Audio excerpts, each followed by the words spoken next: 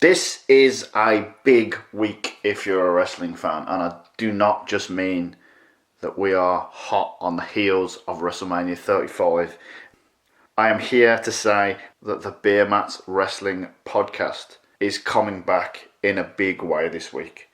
We are going all out for the grandest stage of them all. However, before we get into this specific episode, there is one of those dreaded phrases, card subject to change, that I need to speak about, because we get into the intricacies of what makes the main event of this year's WrestleMania such a big deal. This was recorded prior to last week's SmackDown, whereby Charlotte Flair won the SmackDown Women's title. And as such, there is a brief smattering of conversation with which it is now retroactively nullified. I had to wait until today to get this to you just in case they did the double swerve on us and there was any more confusion. That being said, the last SmackDown before WrestleMania has aired. We are good to go. I really hope you enjoy this. Welcome back to Beyond the Beermat. I don't know why I like it. I just always have. This is a conscious effort on our part to open the creative envelope, so to speak, in order to entertain you in a more contemporary manner. Even though we call ourselves sports entertainment because of the athleticism involved, the key word in that phrase is entertainment. Vince McMahon has lost his mind! The man doesn't have it anymore! We in the WWF think that you, the audience, are quite frankly tired of having your intelligence insulted. Have you watched the television show lately? We also think that you're tired of the same old simplistic theory of good guys versus bad guys. Therefore, we've embarked upon a far more innovative and contemporary creative campaign that is far more invigorating and extemporaneous than ever before. Because while Doink the Clown had a green hair and a rubber nose, Stone Cold Steve Austin was drinking his first beer in ECW, damn you. Oh, we got attitude! You got nothing, man! As the times have changed, so have we. Welcome back to Beyond the Beermat. It has been, to use a really old, stained, wrestling-related lyric, it's been a while. First things first, before I do anything else, my name is Stuart Quigley, alongside me is... It's Matt. Yay! That was almost pre-rehearsed. And the question I want to ask is, what do you think of the new intro music? Yeah, it's bang on. Yeah, I'd just like to point out... I really appreciate the new music. Thank you, Stuart. For anyone actually slightly confused there, the sarcasm aside, I bombarded you with this question, having not actually produced, done, or released the music yet, but I thank you for the approval in the future of whatever I do decide to put out will be absolutely amazing. Is it new metal? It's possible. It's going to be new metal, isn't it? Yeah. There's a good relationship between wrestling and that. Let's put it this way, it won't be like circus music, even though that might be more appropriate these days. Probably. As I said, it has been a very long time since we recorded this podcast, since we did anything in regard to this podcast, which is actually quite apt because, much like the WWE, we don't pay attention until it gets into the run-up of WrestleMania. So that's why we're back, we're getting close. And as I mentioned, just to sort of ease ourselves in before we get into the main topic of today, I mentioned the new music, the new theme that we're going with for this truly amazing podcast. What I want to ask is, wrestling themes, what do they do for you? What do you want from a wrestling theme, and what are your favourite wrestling themes? See, the problem is, I've now got new metal stuck in my head, so I can only think about, not what most people would, your Limp Bizkits. Yeah. And your Stains, and your...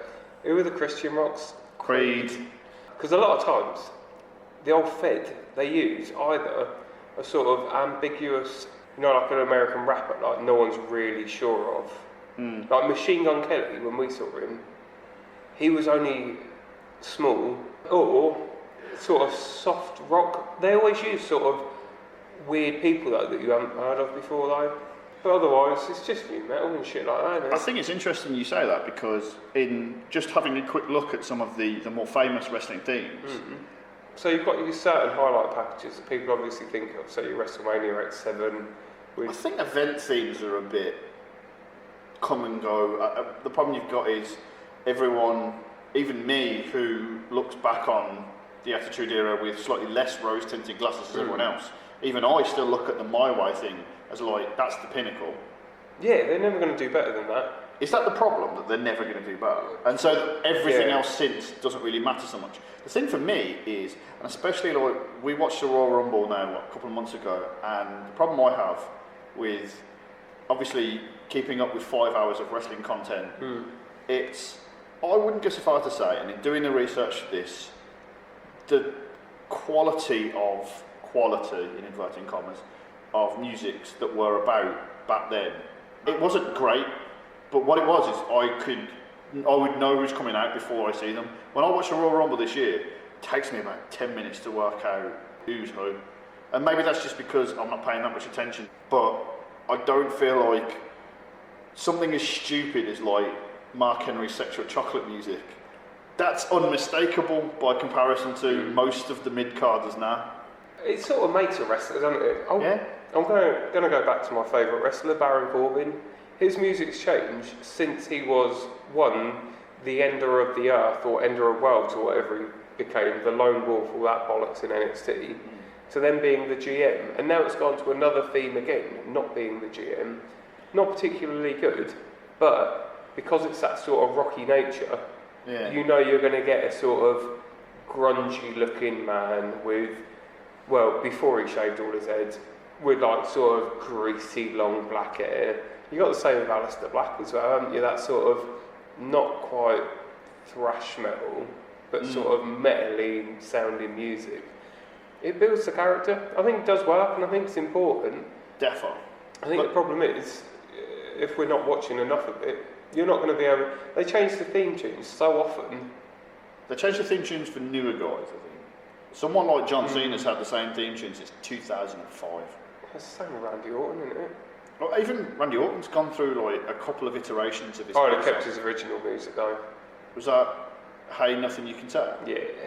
Pretty sure that's the one that like the dirt sheet said that he absolutely hated and he lobbied himself to change. Could be wrong on that. I don't care if he hates it. Too bad, it's best for business. Get out there and put on a boring match. Well, Come on, Randy. Yeah, standard.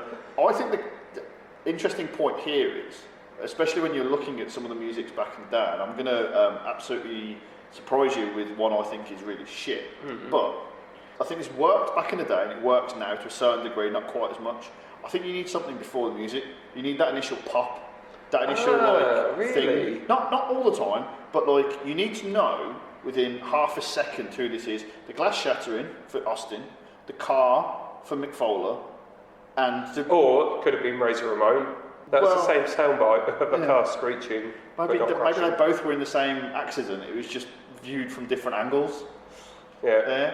They never did that for each other. No, that's been brilliant. The one I would use as a modern example is, ironic enough, of a guy that's got absolutely nothing right now, which is Bobby Roode, whose entrance and whose music was all he was for a while. It still is, to be honest. Let's stick him with Chad Gable and make a bloody stable. Chad Stable.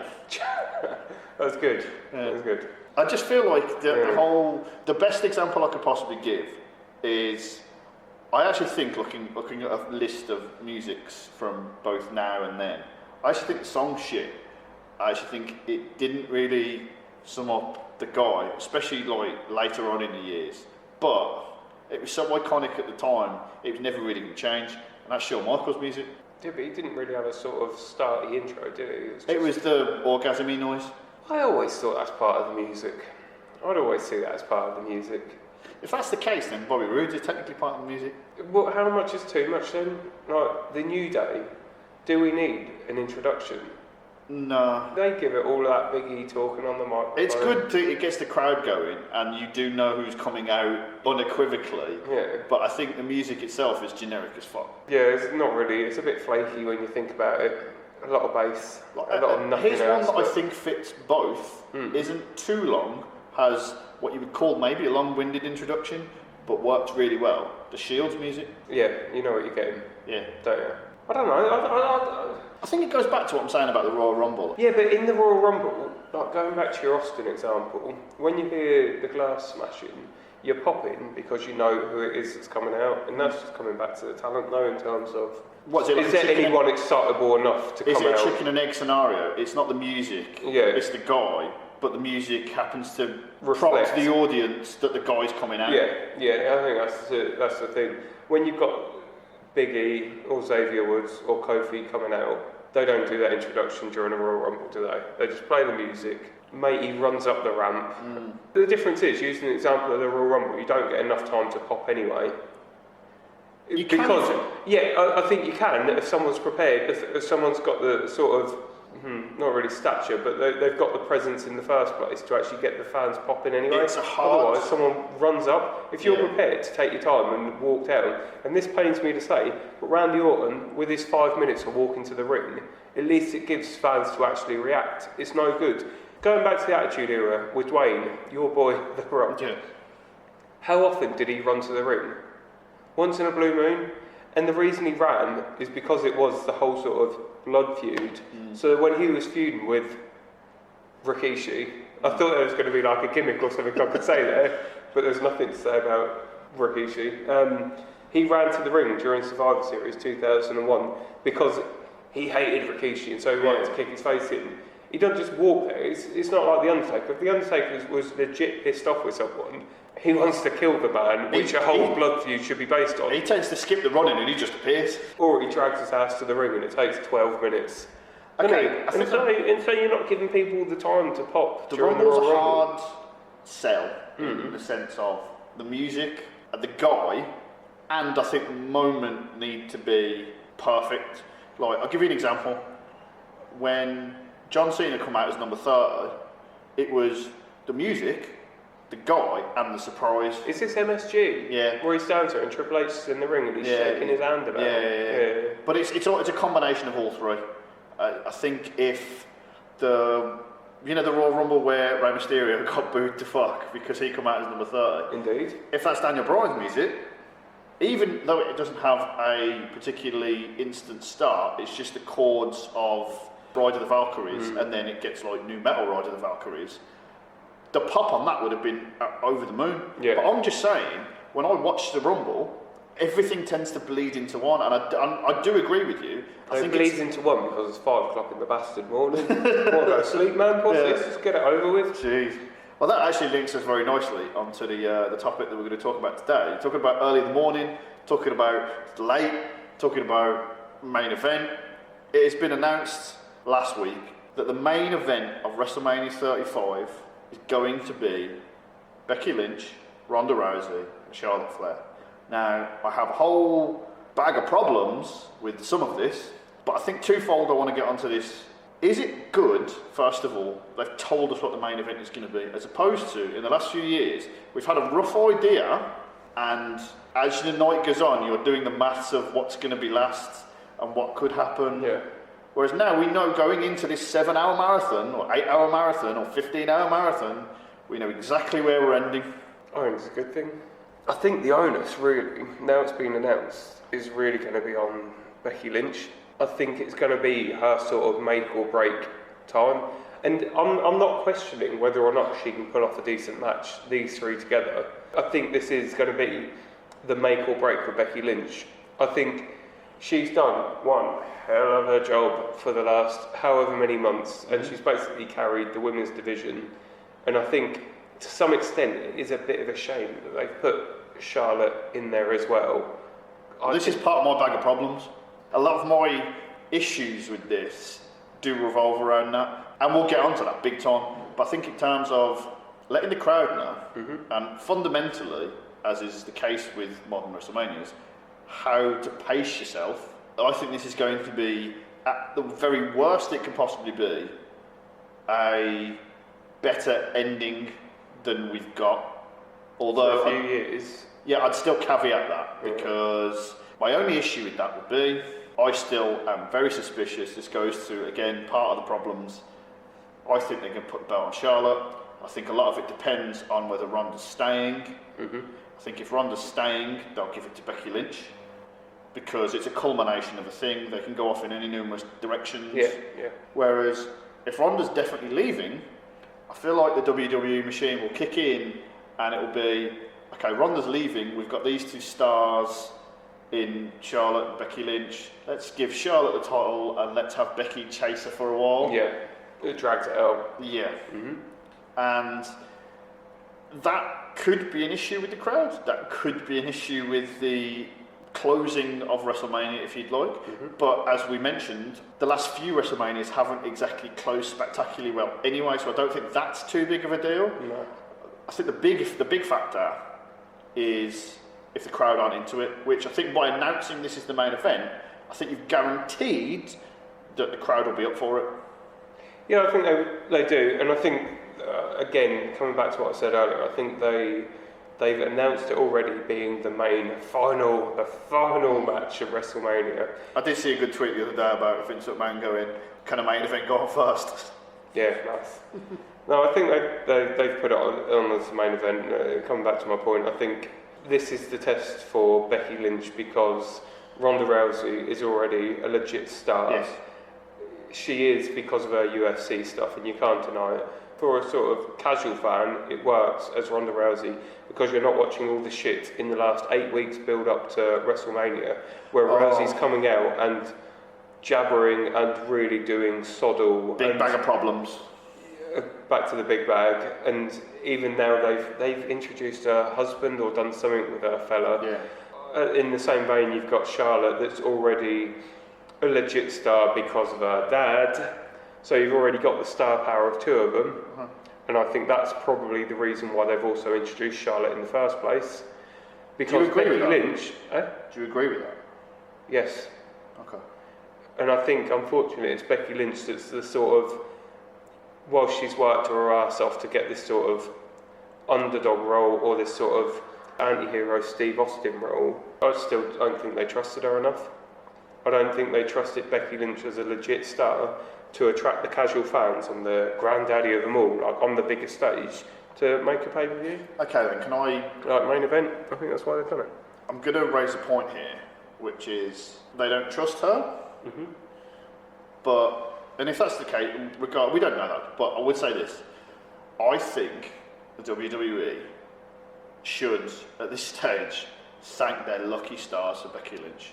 Because of this, we were talking about last year, first ever women's pay-per-view, what's going to happen for the future of the women's division. They're putting on these matches, they've got that sort of star power now that they've never had before. They've got an aura where it's not just like a bathroom break style. We know they can put on really good matches, and it's all about where do we go from here.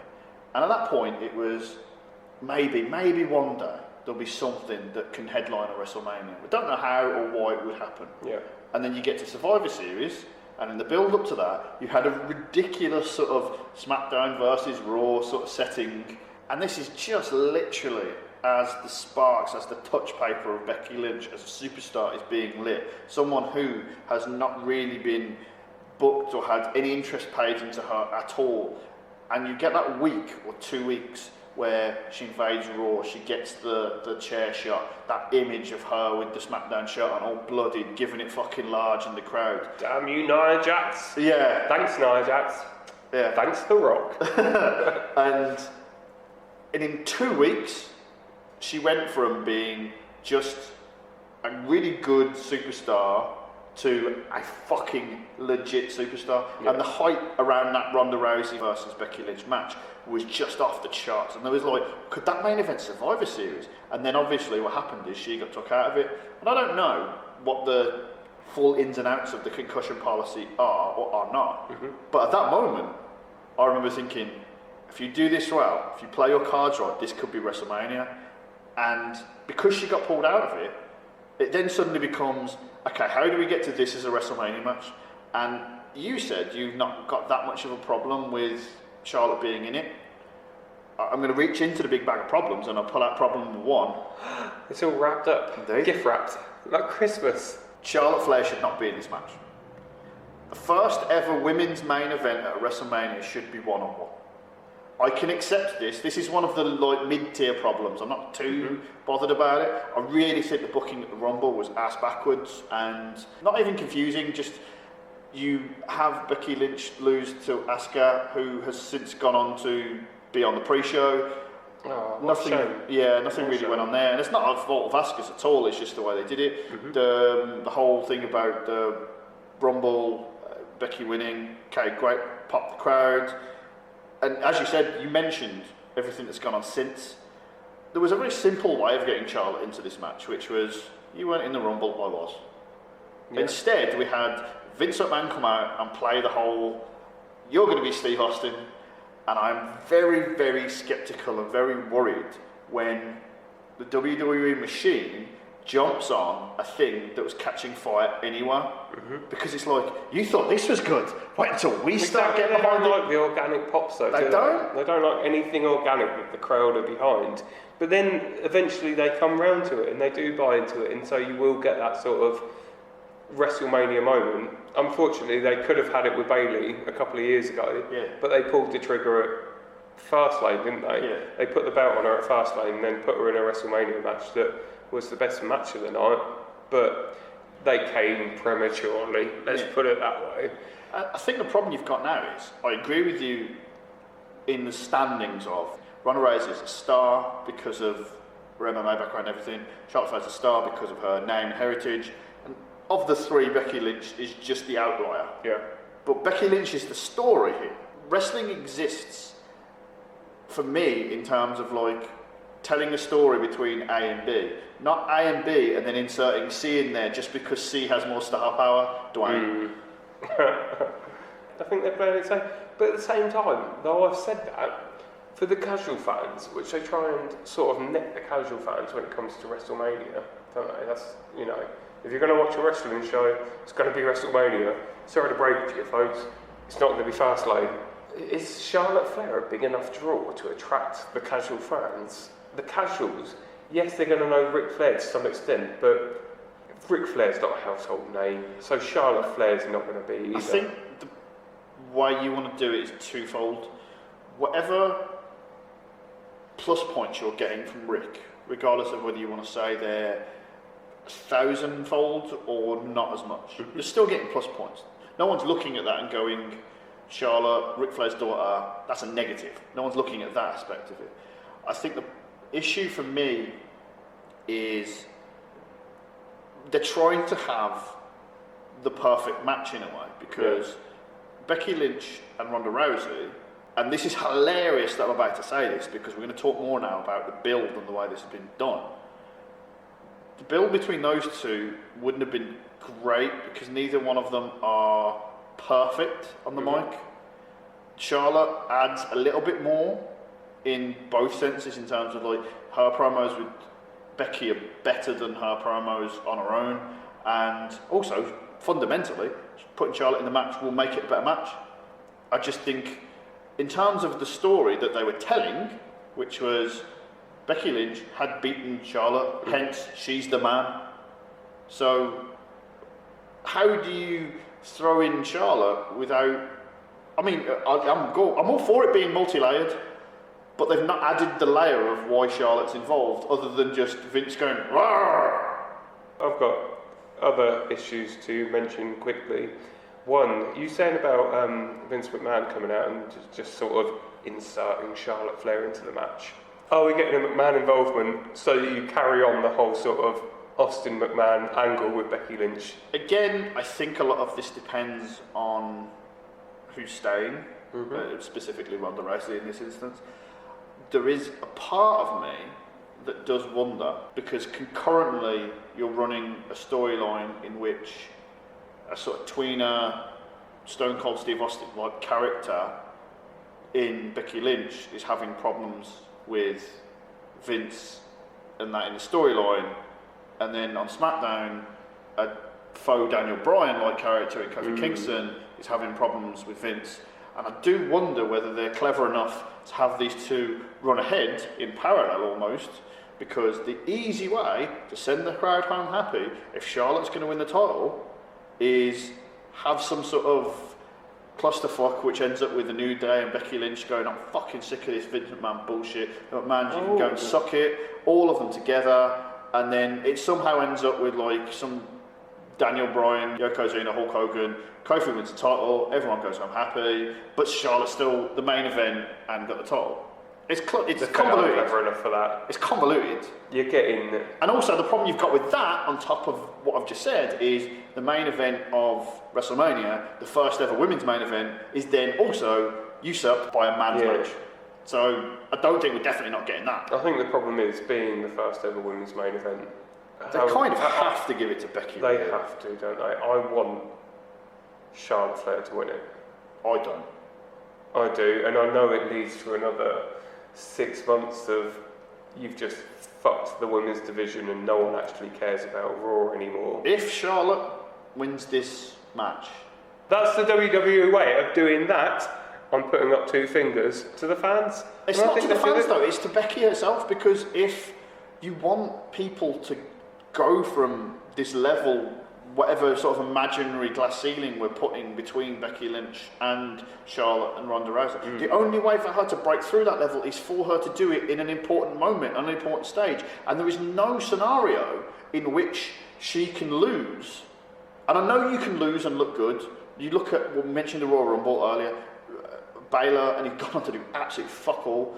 His match against Brock Lesnar, and like he lost and he looked fucking much better than he's looked for months. So you can lose and look good. But there's no scenario in which Becky Lynch does not come out of this match with the title that you're not cutting the legs out from underneath her. Yeah, wait till next month. Wait till Backlash. Put the belt on her then. I know it's not the best thing. It's not the best thing for the fans. It's not what the fans want, and it's probably not best for business. But guess what? Vince McMahon don't give 2 fucks about what you want. He doesn't care. He'll still do that anyway. He's done it multiple times in the past. When you expect one outcome, when the story is building to this sort of pinnacle where it can't get any better for fans, he'll still cut the legs out from underneath you. And the only time he hasn't bloody well done that, Daniel Bryan. But they didn't, and that was years ago now. Yeah, but they didn't plan that, and they definitely didn't plan this either, because they're going to try and retcon this, like they tried to retcon Daniel Bryan, and they're going to come out in 2 months, 3 months' time and go, oh no, the plan was always for Becky Lynch to be out of the match at Survivor Series. The plan was always the plan for Becky Lynch to go over at WrestleMania. No, just the issue I've got is, I just mentioned it, it's very rare. WWE tries to rehash old things again and again and again because there's only so many stories you can do, Stu. Yeah, but okay, I'll go on to this point first before I move on to my second point. The point being, you can make a lot of money with telling the story that people want to see. Yes. People went to see fucking Titanic, one of the most successful films at the box office. No fucking one person was sitting there going, this shit's gonna fucking survive. People knew what they were gonna see when they went in. There wasn't like James Cameron there halfway through the film going, oh actually, do you know what, we drove to fucking Mars just for the sake of it. Fuck you fans. No. And the other point I was going to make is, they recycle all these storylines again and again and again. Like, how many times has the Montreal Screwjob been done again? How many times have we had a person versus the authority? And most of the time, it's fucking dull as dishwater, and most of the time you can see through it. But every now and then, something catches fire. Daniel Bryan is effectively a rehash of the Austin thing, and it worked. This Becky Lynch stuff worked, but I use that in a past tense because the more they've tried to make me cheer her in the build-up to this match, the more I think she's got nothing. What they've done is gone from a position whereby all 3 of these people are stars in their own right. So all the positives about this person, all the positives about this person, all the positives about this person, we have to negate all of them so that they all look perfectly the same. And yeah, you've done that, you've achieved that, because instead of having like a 10 out of 10, a 9 out of 10, and an 8.5 out of 10, we've now got 3 6 out of 10s. This brings me, I'm reaching into the bag of problems again, this brings me into the Ronda Rousey stuff. Ronda Rousey is one of the people that has actually managed to survive up until now, and fuck me man, she managed nearly a full year, congrats, of the way WWE treats people sort of week in, week out. It's like, I get it, they want to have everything, you know, and it'd be great, it'd be fantastic if we had a roster full of people that can talk, wrestle fantastically, hold the crowd, do everything you want to do in every segment, but we don't. Ronda Rousey is not the greatest talker of all time, we know this. Right? She isn't that kind of character. you don't want someone as like Goldberg in the ring to be like Oscar Wilde on the mic. Yeah. I mean, it doesn't really fit a character. Ronda Rousey is someone that has legitimate credence in going in there, breaking people's arms, making people tap, doing the damage. She doesn't need to be talking. Yeah. So then why are you making her talk? Yeah. And up until fairly recently, and I will say this much as well, fun enough, she's actually improved as the years gone on. She's gotten used to the rigours of what you get in a WWE promo versus just speaking in the build-up to a fight, because for as much as people like to rag on like Brock Lesnar and his promo skills, when he's talking in the build-up to a fight, it's fantastic, it's amazing. It's literally just him sitting there just going, I'm going to break this guy's legs. And that's kind of all you need, really. Just someone that believes it. It doesn't always work. I know where you're coming from. With her it would, though, because you know she's got... That's all because she's legitimate and can actually do that. I wouldn't weigh her down by giving her a manager to talk on her behalf. What they should have done is protected her, like they protect Brock Lesnar.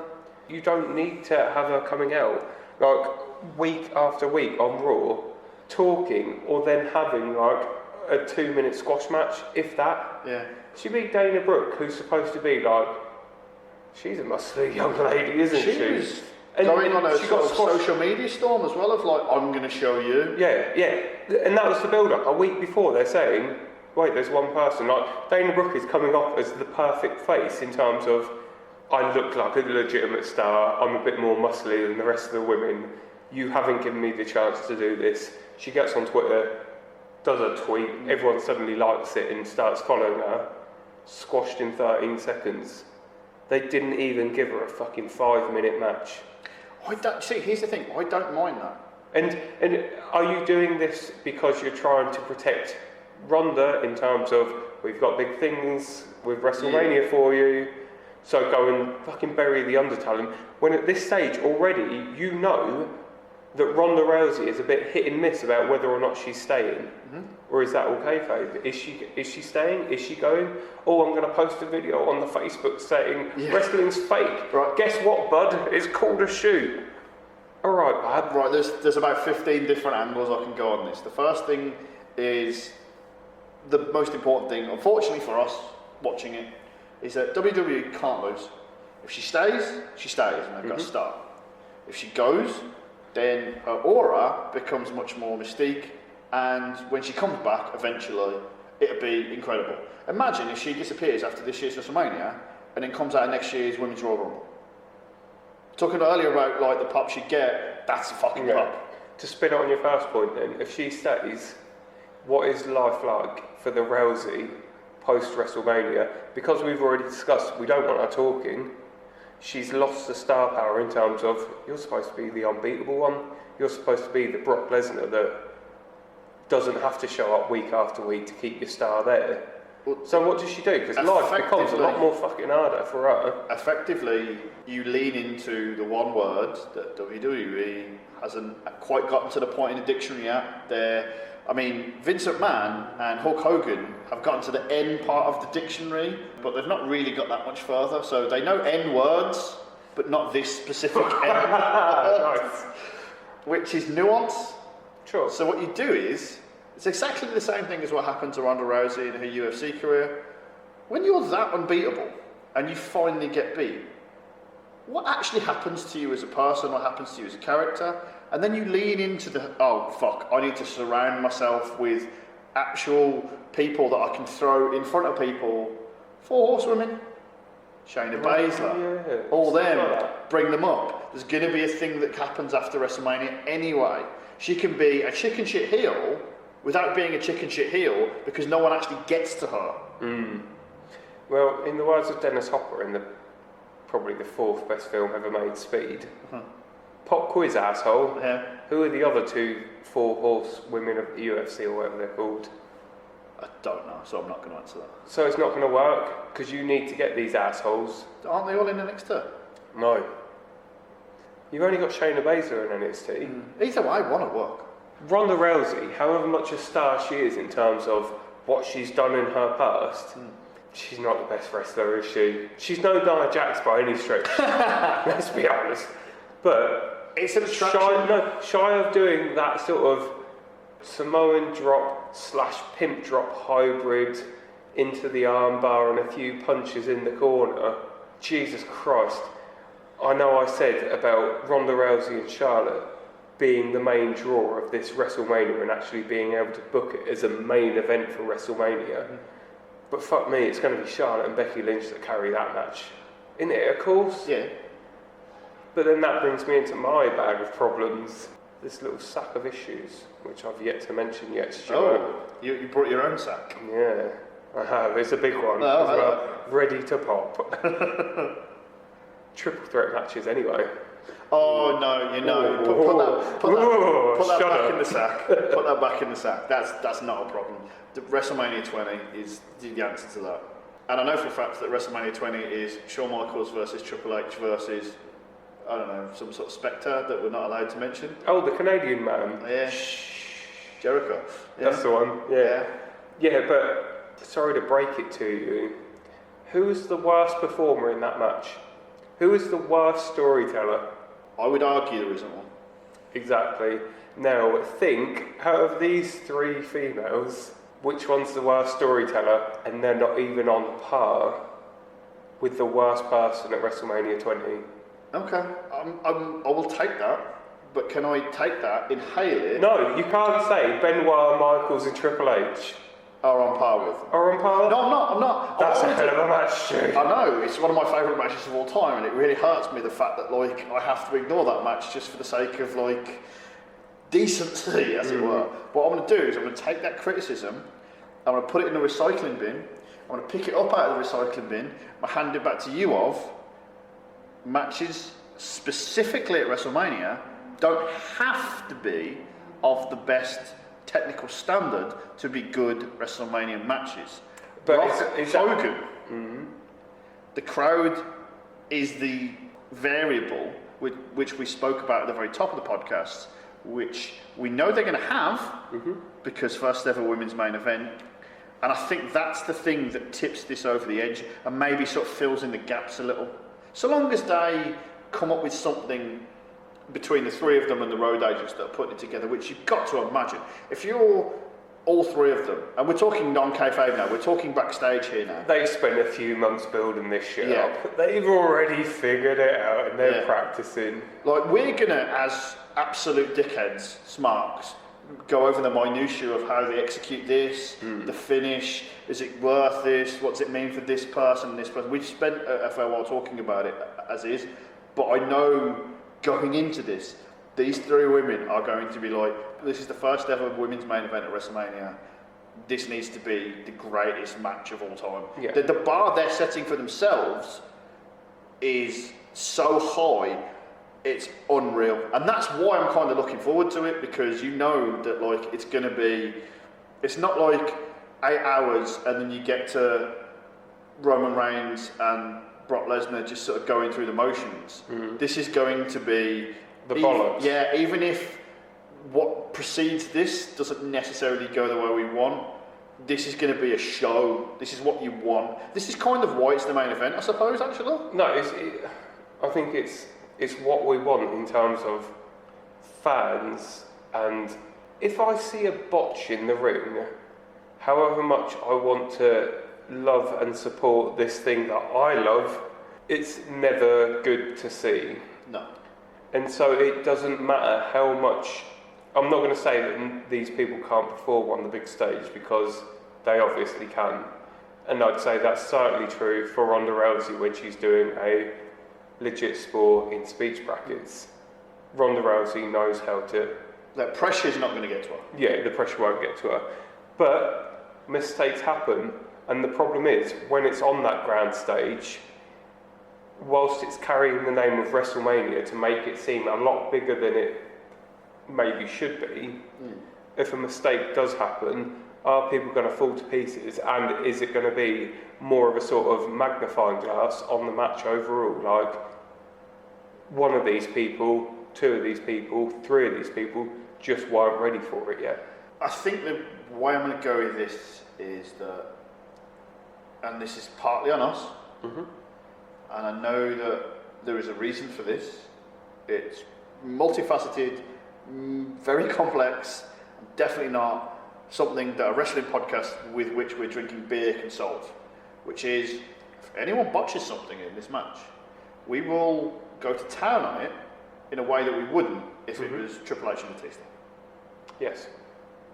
Undertaker Shawn Michaels, when Undertaker jumps off and lands on his head and you're supposed to be caught, that's part of the lore of the match. Yeah. And Brock Lesnar shoots that Yeah, place, yeah. fucking nearly knocks himself out. No one looks back at that and goes, fucking Brock Lesnar, what a twat, he nearly ruined that match. If someone does something of the equivalent, it will take away in such a way which makes me go, maybe we aren't quite ready for this, not the performers. Yeah. The only other thing I would say is, I think in that scenario, given the importance, whatever happens, it'll have been so drilled into all three of them. We sort of mocked and joked about this idea of like WWE have tried to force this idea of, oh, first ever women's this, first ever women's this. And some of it means more than others. Like first ever women's table match, first ever women's Hell in a Cell, some of it means more than others. First ever women's main event of WrestleMania, you don't need to sell that to me. I know that's important.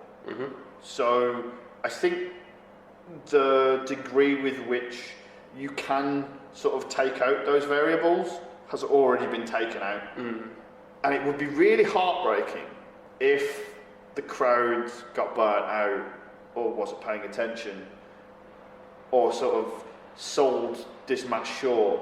And I know it's a possibility. Yeah, I was going to mention that. There's a couple of other things I was going to mention.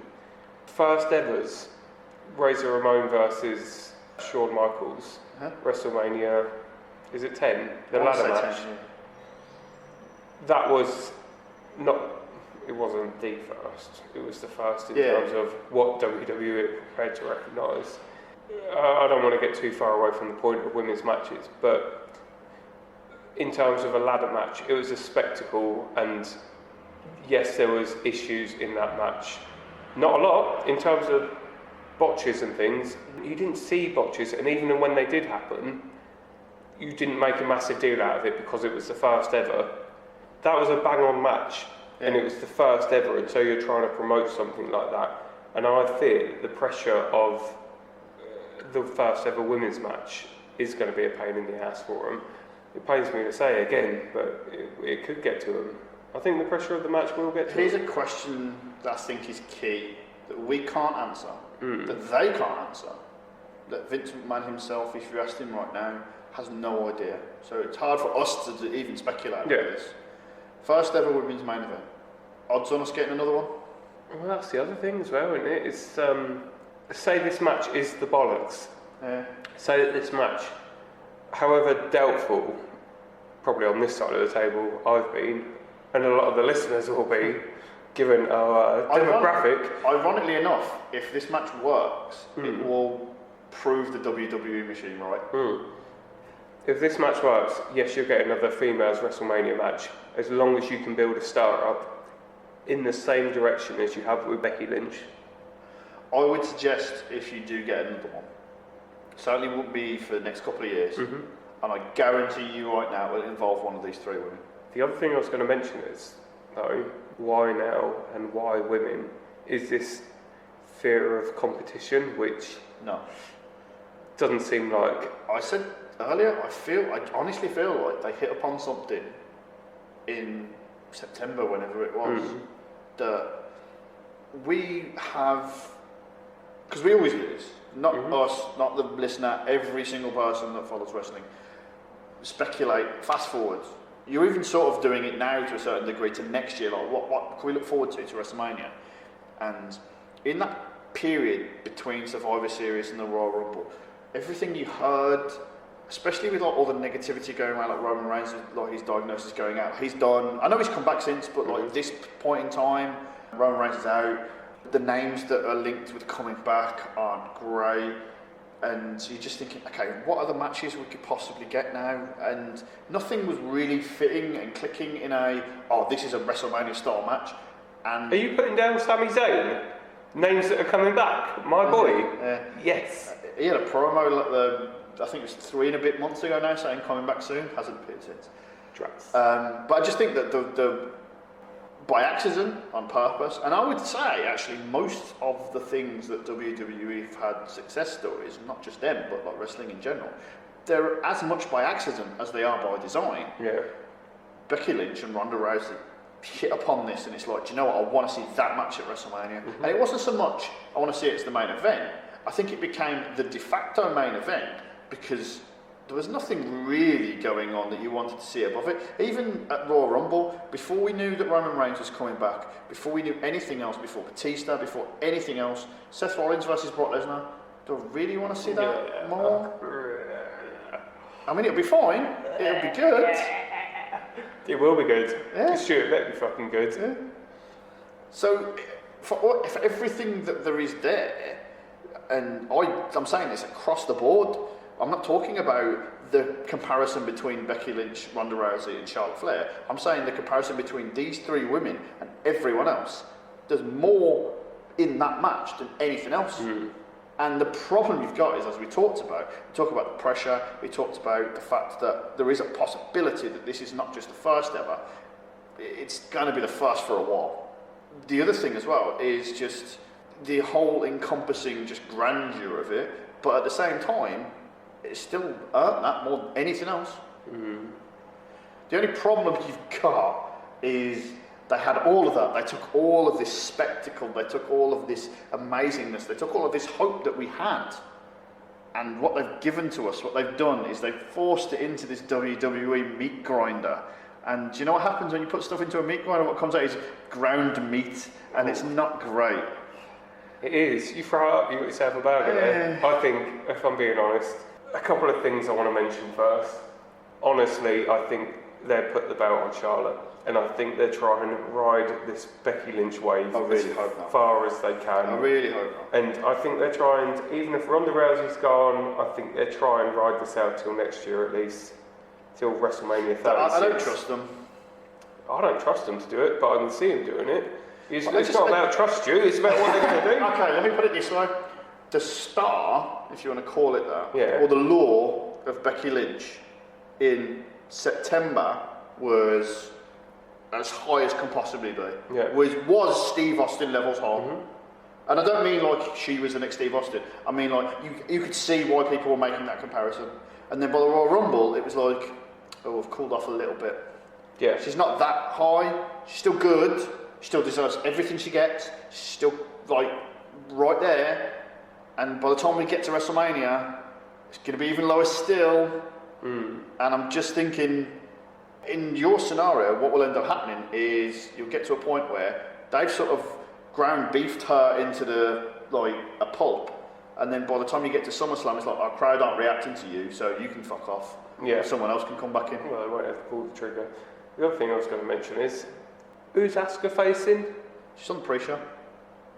Where? This is why I've had an issue, again, big bag of problems. I think I've already discussed this. Reaching into it is the story you want to tell was so simple. It was Becky defeats Asuka, Ronda Rousey retains the title, Charlotte Flair wins the Rumble, Charlotte Flair basically comes out and says, I don't give a fuck, I'll fight both of you.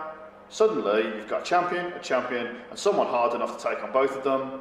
You don't. But you're limiting your brands doing that, aren't you? Asuka still needs to. They still need a women's belt on SmackDown. Otherwise, it looks like you're undercutting the women, aren't you? A, we're getting Superstar Shake-Off immediately after WrestleMania.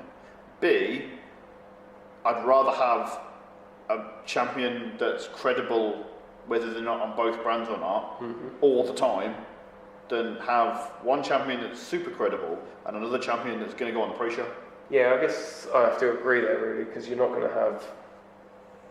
If you want to build something, you need something to build it on in the first place, don't you? You need a foundation. So. Again, my issue is you just go. All you have to do, and I hate fantasy booking. Like I do it all the fucking time, and I hate it because it's just such a smart thing to do. But you just do a slight swerve, and as I mentioned before, I do think this match should be Becky versus Ronda. I do think that does take away a little bit from the build-up and the match itself, but the build-up's already been fucking pounded into the ground because of the shoot aspect of it. We still haven't even fucking got into that yet. And then you pivot into Charlotte versus Asuka. This time it's the exact same match as before, but Asuka's the champion and she actually looks credible because she's beat Becky Lynch. Charlotte, again, she's won the Rumble, so you just do a sort of spin-off of last year, which was very good, and you have that match. Maybe not either one of them main events, and maybe that's your issue. Like, would you rather have one really, really credible match and one really not credible at all, or two very credible matches? I don't know. I don't know. The way you look at it is in terms of the men's booking. Well, they don't care about that, though. I'm not trying to get away from the women's matching. Women's I'm all matches about equality, but and men's matches are booked very differently because women's matches are so pigeonholed into such finite gimmicks. It's such finite storylines. It's such even as much as like I'm about to sort of shit on this whole storyline. Even this is a divergence from what we've had before. I think the way you've got to look at it is, I'm going to get my philosopher's eyes in, I'm going to get my old sort of theorist eyes in. I've got some knowledge to share. On a 2 or 3 hour show, so SmackDown or Raw, there's only so much time for everyone. The women have been outshining the men for a long while now.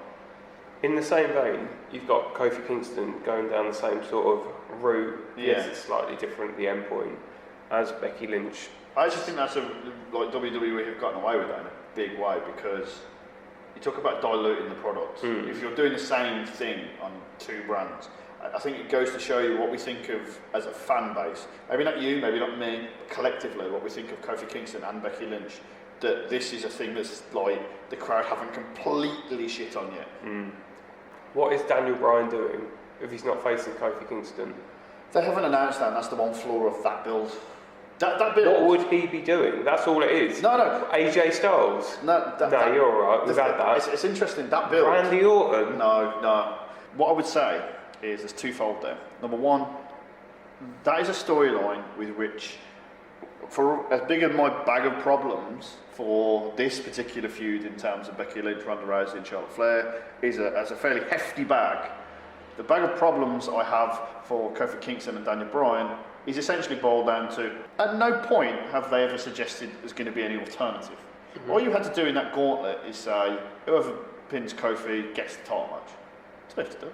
Yep. And I do feel like it's a fairly interesting dichotomy between the two, and I don't want to go too much into the Daniel Bryan and Kofi Kingston storyline because it's diverging from what we're talking about. But there's one interesting aspect, and this is going to bring me back to what my point is, that there's been videos on social media of Big E, of Xavier Woods, posted to camera. Would you believe it? Those two on Twitter and Facebook giving it all of that. Yeah. Fucking Xavier Woods, you've already done the damage.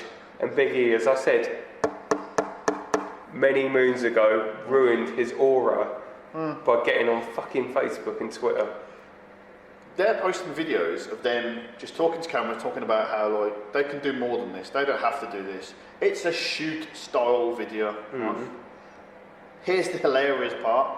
Those videos, in context, work amazingly well. Yeah. They're not going to really like push you over in terms of promoting the match, but there's enough of a grain of truth there to make you go, do you know what, yeah, I get this. This is something that I would expect these people, not wrestlers, not superstars, this is something I would expect these people to say. Whereas when you flip it, and you talk about Ronda Rousey, like, on the Facebooks going, wrestling's fake. It feels false from the start. It feels like something a producer or someone from the WWE is told to say. And we spoke before, like, Ronda Rousey doesn't need to speak, full stop. But what they are choosing to have her say are mind-blowingly dumb and insulting, and genuinely the only reason I don't shit on it massively is the amount of dickhead smarks that are getting their panties in a bunch about it. From every other standpoint, it makes everyone look worse. The fundamental idea of using wrestling isn't real as a way to garner heat. Yeah, it's a bit weak, isn't it? It's a bit lame. Yeah. But they needed insta-heat on Ronda Rousey. Then again, it comes down to dynamics of this match. I don't understand. Becky Lynch was supposed to be a heel when she started, and she eventually became a tweener, which is safe to say she is a tweener now, if not a face anyway. No, she's a tweener. She's a tweener still. It is difficult because of the way they've told the story. In theory, Becky's the face, Charlotte's the heel, and Ronda's the in-between. Heel. No, because Ronda's now a heel. She comes out and she chats shit and she gets a fella involved. I know, but that's the way it's supposed to be. But because they've done all this weird thing with everyone else, Charlotte is the clear-cut heel. Yes. And then Ronda should have been the face. She should have been neither. I don't know if well, there's then a why word don't you for make someone her the tweener and then make Becky full face? You've got 3 options to go for. Face, tweener, heel. So why have we not got that for the ultimate women's match? Why have we got 2 heels and a tweener? What? That's ass backwards. The other thing about this is that, and I think this does lean into Ronda's position post-WrestleMania, is that if you do it the way we're suggesting, the crowd doesn't mind if she wins. The crowd pops if Becky wins. The crowd doesn't really mind so much. There'd be a smart, there's always a smart kid about WrestleMania anyway, so they'd boo it to shit even though they're not supposed to if Ronda won, and then they'd boo if Charlotte won. Whereas now you've booked yourself into a corner whereby the only way everyone goes home happy is if Becky wins. So obviously we're all sceptical as to whether that's going to happen. Yeah. I think, talk about crescendo, bringing the podcast to a close, WrestleMania 35 main event is going to be, hopefully, if we're lucky, if there's any justice in the world, to quote the OG Lamar. Oh yeah? Oh, Lamar? Yeah. Yeah, that guy. If there's any justice in the world? Yeah. Then the WrestleMania 35 main event will be almost as good as this podcast was. Thank you for listening. Goodbye for now.